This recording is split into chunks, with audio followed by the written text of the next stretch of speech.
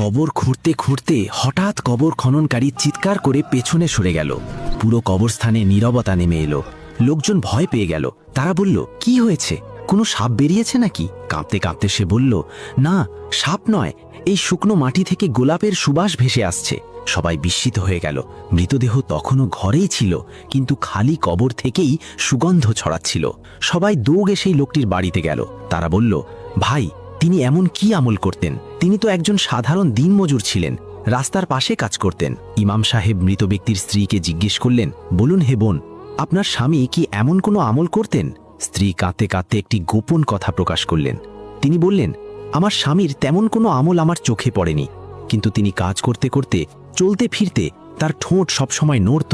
তিনি প্রতিটি নিঃশ্বাসের সাথে নবী করিম সাল্লাল্লাহু আলাইহি ওয়াসাল্লামের উপর দরুদ শরীফ পাঠ করতেন। ইমাম সাহেবের চোখে পানি এসে গেল। তিনি বললেন, নিশ্চয়ই যে বুকে দরুদের নূর থাকে তাকে মাটি তো দূরের কথা, জাহান্নামের আগুনও স্পর্শ করতে পারে না। আর যদি আপনাদেরও নবীজির প্রতি ভালোবাসা থাকে তাহলে কমেন্টে অবশ্যই সাল্লাল্লাহু আলাইহি ওয়াসাল্লাম লিখুন।